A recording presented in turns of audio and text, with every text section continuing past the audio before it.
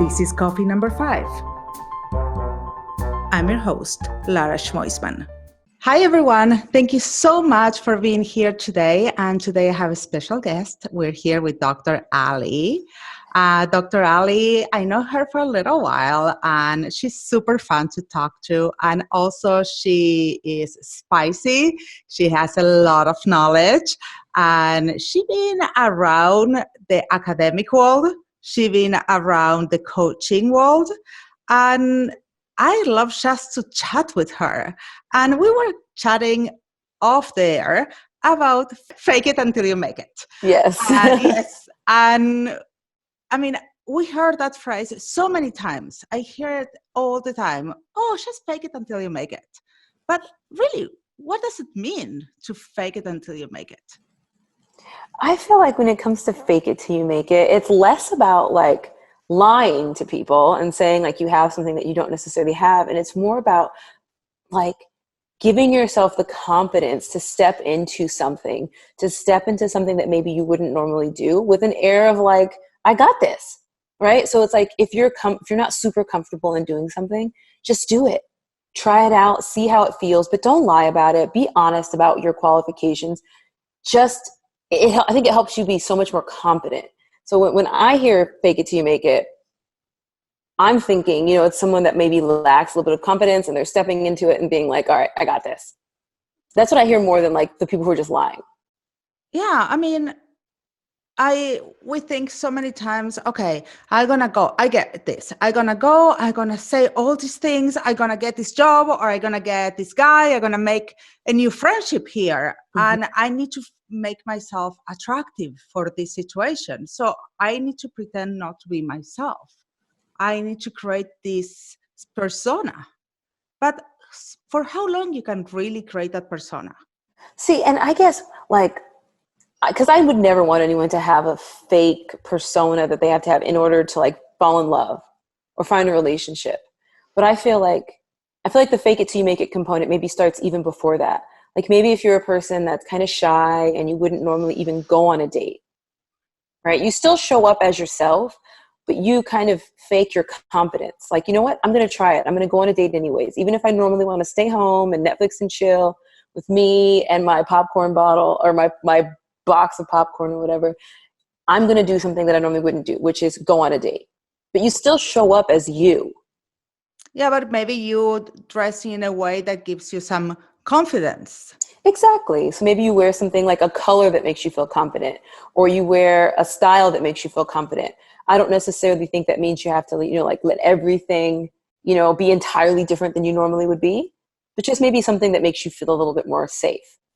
Yeah, well, I've seen so many people lying about job interviews and then trying to fake it, but they cannot make it. See, so yeah, we were talking about that. Like if you say on your application, like fluent in French, and you can't speak any French, that's not faking it till you're making it. That's lying, right? That's lying on your resume.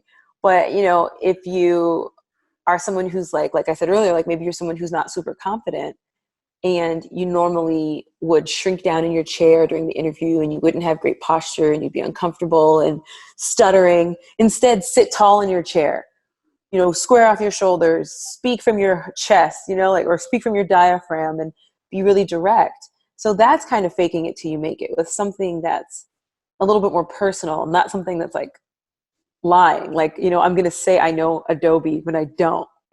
That's not faking it till you make it. So you get a lot of patients or people that you coach. Yeah. How will you advise someone to go into a situation that they don't feel comfortable?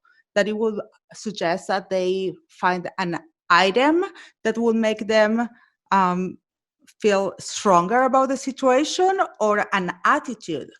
It's more like taking a drama class and have a new persona, or just using an item that, like your safety blankie, that makes you feel better?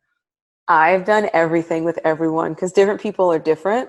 And like, you're totally right. Like I'm literally wearing this ring right now that I'm kind of like spinning around my finger. It's like my distraction ring for when Uh-huh. I'm trying to focus on something. It kind of helps me focus. So I have definitely told people like, bring something that you love into that space. So you're uncomfortable, you want something safe. Yeah. So for people who need that safety item, and then there's also like I mentioned colors before. For some people, they are so charged up by the color red. For me back in the day, it used to be the color yellow. Whenever I had to do something that was a little uncomfortable for me, I would cover myself in yellow.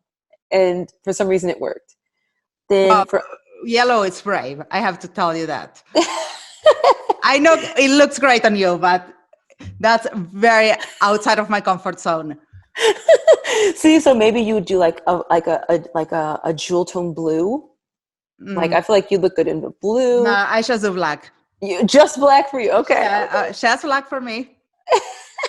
Then for other people, it's meditation, right? So before you have to do that thing that's really uncomfortable, sit with yourself, get quiet, breathe, calm yourself down, and then step in with superiority, with a feeling of like, I have this. I've conquered my issues. And if they rise up in the middle of something, take a few breaths while you're sitting in it. That's one thing I love about breathing and meditating is you can do it anywhere. You can be in the middle of a meeting and sit back and just take 3 breaths and no one really notices. Yeah, that's great. But there's something else that I feel like many times we're not taking in consideration. Mm-hmm. We fake it until we make it. And many times we are like trying to be this person just to fit the situation. But we don't take in consideration how the others see us or how the others will react to us or to that person. It's how we believe that we will fit it that situation. How can we prepare, or you can prepare one of your people to to to know how to fit well in a situation that they are not prepared for? One of the first things I do, I coached some, like, no, I wasn't even a coach. It was like a friend of mine, actually. It was just like an associate. And she had started a new job. And she was particularly anxious about being in this job because she felt like a lot of the people there were very culturally different from her. So not necessarily ethnicity, but it's like a lot, a lot of things that were different culturally between her and the people that she was working with. And she was like, I don't know how to maneuver in this culture, in this office culture. And the first thing I told her to do was just observe. Just pay attention to how other people speak to one another at your job, because every job has its own culture. Every environment you enter into has its own culture. And so if you take a step back and pay more attention to your environment. So let's say you are in an interview and the interviewer is looking a little distant. Maybe you're talking too much. Maybe it's time to ask them a question. Maybe it's time to keep your answers really short because maybe that's what they're looking for. So you're looking for body language. Are they, looking off to the left or the right? Are they, kind of like, have they changed their position in the chair? Have they crossed their arms? Are they kicking their foot a lot? Are they looking genuinely disinterested? And then you can begin to pivot your own actions based on how well you were able to observe other people's actions in the moment. I'm so glad you're bringing up the cultural differences, because it's a subject that everyone is trying to ignore, but at the same time it's real. Oh, We so all real. we all have real backgrounds. I mean, I'm super proud of my background, who I am and who my family is and what they went through. I mean, I'm very European in my ethnicity, but I'm a Latina. I grew up Latina. It's such a Mm-hmm. weird mix. And now I live in the US. Mm-hmm. Culturally, I'm American. But at the same time, I feel like constantly people are labeling, but we are socially, we're not allowed to label people. So, Mm. you know what I mean? Yeah. Tell me more about so you feel like people are telling you what you are. Not only me. I mean, in my case, people never think that I'm Latina. They think I'm something else. But Mm. I mean, I see, as everyone knows, I have kids. And I see that education system is not letting kids talk about other races, that everyone needs to be equal. So, and Mm-hmm. to me, it's totally wrong, because there is a beauty of being different. Yeah. And I Let's think talk about it. yeah, let's talk about it. I think we should embrace it. That because everyone has a story. I absolutely love that. And I think that that's so accurate. And it's like, let me share about my culture. Let us understand that different doesn't mean worse. Different doesn't mean better. It just means different. Exactly. And we have a lot of things about us that are similar, but we have some things about us that are different. And let's not erase the differences because they're things that we can actually learn from. And let's just talk about them. Let's talk about our culture. And actually, you can find a lot of similarities Mm-hmm. instead of finding the differences. And you will be surprised. I think the Exactly. ignorance is what makes us a lot more different. I agree. And so I think that when you say like we can't talk about things, like you're saying like at your kids' school, like they don't want them to talk about races and differences, then we kind of end up being ignorant because how else can I learn about another culture if I don't talk to somebody from that culture? It's not politically correct. Because what's unfortunate is we don't want to, in a possible attempt to protect minority groups from being stigmatized, end up actually eradicating conversations about ethnic groups, because what ends up happening is we kind of default toward the culture of the United States, which is white. And so Yeah. any discussion that we have ends up being a discussion more so focused in the majority culture of the United States. And so in a way, are we actually hurting minority groups by not being open about discussing some of the things that make different groups beautiful? Because here's the other thing, being Latinx doesn't mean you're the same as the next Latinx person. Absolutely. You know what I'm And saying? again, Yeah. we're going at the fake it until you make it. We're Yeah. trying everyone to fake it and to be part of a new culture that we're all faking it to be politically correct. Yeah. And I think the beauty of the United States is that we all live here. Yeah. Everybody from the entire planet. Everybody is here in this one place, and we are all American and also other. Yeah. That's what's beautiful about it, and we get to be both. We get to be all 3, 4, 5 things, 20, a million. You don't have to be just one thing, because we're also now opening up to different gender identities and different sexual orientations, and and there's and then religion. When you add all of this together, we are all a very unique culture in and of ourselves, each of And us. I love that. I'm just feel so proud. And this is what it was so attractive to me about this city and this country, that everyone was welcome. Exactly. Right. And there was acceptance. But I know you did a lot of research also about your culture and about your background, but also to find the differences, what make your culture tick. Exactly. Because we don't even always understand our own culture. I mean, there's so many things that go into being, like, for example, I'm African American, I'm Black American, whatever. But there are so many things that go into it. There's so many different cultures within the culture that you're constantly learning something new. You're constantly discovering Okay, your own tell me culture. something. What do you think?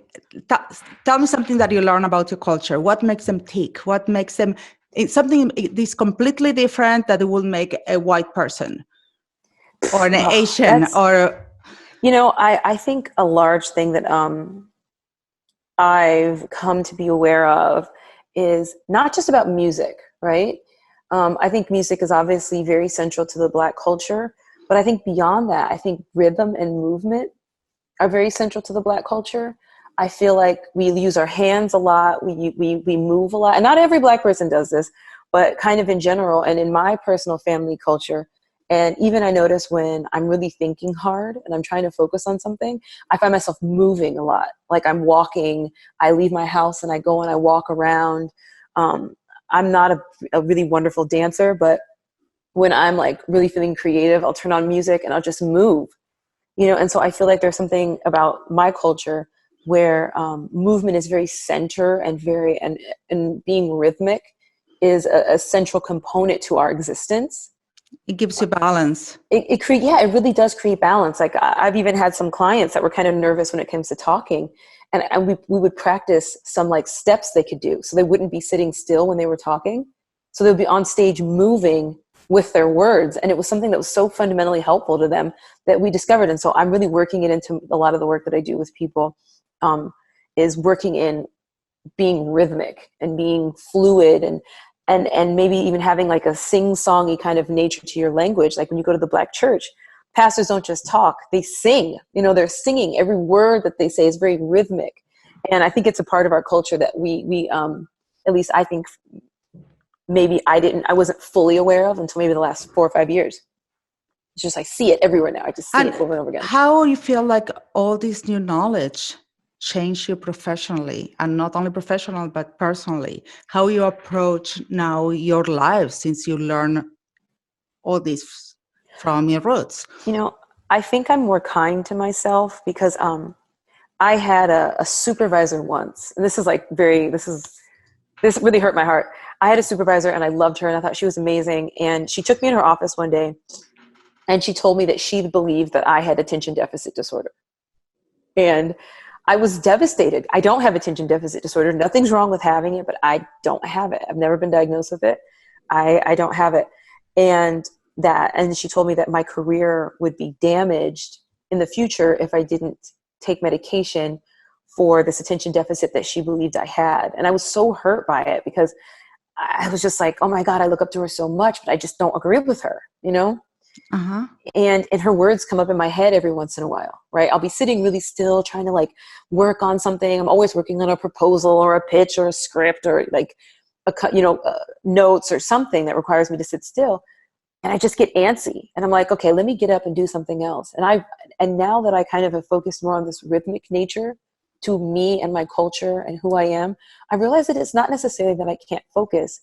It's that I need to focus in a different way. And so now I'm a little bit more kind to myself. When I've been sitting still for an hour, 2 hours, I get up and I dance. Sometimes I will walk around the neighborhood, and now that like Apple allows us to have folders on our phone, I can like access all of the stuff on my computer on my phone. So you will find me walking around my town, like, and I'm not just like on my phone on like Instagram. I'm writing articles. I am like researching something and adding it to a proposal. I'm coming up with ideas, and everything works so much better for me when I'm moving. And so now I'm really accepting myself for the way that I get work done. And I'm not judging myself for not being able to like sit still in a quiet room for 5 hours and just like churn something out. It's just not me. And I think that's huge. That was a huge awareness piece for me. I think it's so great to find who you are, and sometimes you have to dig a little further. You have to go and find out where your roots are and That's where right. your traditions come from, and that you can finally find yourself. Exactly. And rhythm, Yeah. who would have thought? I'm not a great dancer. I'm going to say it again. But I do it. You don't need to be a great dancer to just enjoy yourself and dance. That's it. That's it. And how we say in Spanish, when estás en el baile, hay que bailar. When you are in the dance floor, you should dance. That's it. Yeah? Just do it. I love that. That's it. Yeah. Well, Ali, thank you so much for being with us today. It was such a pleasure to have you. And I'll see you soon. Yes. All right. Bye. Bye. It was so good to have you here today. See you next time. Catch you on the flip side. Ciao, ciao.